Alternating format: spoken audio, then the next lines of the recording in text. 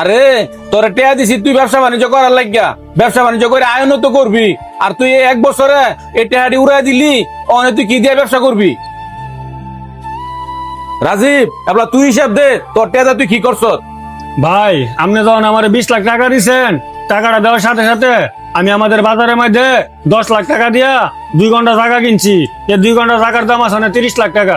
আর ভাই জায়গা কেনার পরে যে 10 লাখ টাকা বেশি হয়েছিল, ওই 10 লাখ টাকা দিয়ে আমাদের বাজারে আমি একটা কুকারিজের শোরুম দিছি। আল্লাহর রহমতে তুঙ্গর দোয়ায় আমার ব্যবসা অনেক ভালো চলে।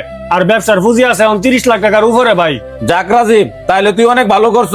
আর উজ্জ্বল, তোরা দুই ভাইরে সমান সমান টাকা দিছিলাম, আর তুই কি করছ? 1 বছরে টাকাগুলা উড়াই লাইছ। আর রাজীব বে দেখছেন, রাজীব বে 20 লাখ টাকা দিছি। এই 20 লাখ টাকা চৌষট্টি বাজারে জায়গাও কিনছে, আবার কুকারিজের দোয়ানও দিছে। আর তোর টেয়াটা দিছিলাম, তুই টেয়াটি নষ্ট করে লাইছ। এই টেয়াগুলা দিছিলাম তোর একটা পরীক্ষা করার লাগিয়া, আর হে পরীক্ষায় তুই ফেল করছ। আর রাজীবে ফাঁস করছে। আজকাল থেকে আমার এই ব্যবসা বাণিজ্য যা আছে সব রাজীবে দেখাশোনা করবো। আর বড় ভাই আপনি আমারে মাফ করে দিয়েন।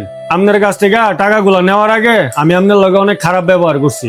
আপনি যখন আমারে 20 লাখ টাকা দিছেন, এই টাকাটা আমি ব্যবসা করছি। ব্যবসা করার পরে বুঝছি টাকা কামানো যে কতটা কষ্ট।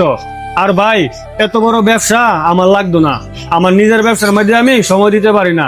এই দোকানের মধ্যে আপনি উজ্জ্বলটা রাখেন, উজ্জ্বলটা আপনার একটা সুযোগ দেন, হ্যাঁ ভালো হয়ে যাবো গা। হ্যাঁ আপনার একটা সুযোগ দেন ভাই।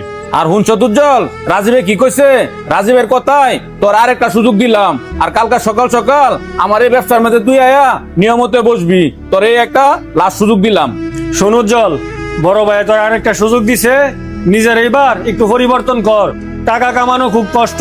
এতদিন তো বড় ভাইয়ের কামায়ে 2টা ভাইয়ে টই টই করে ঘুরছি, টিয়া পয়সা নষ্ট করছি, বুঝছি না।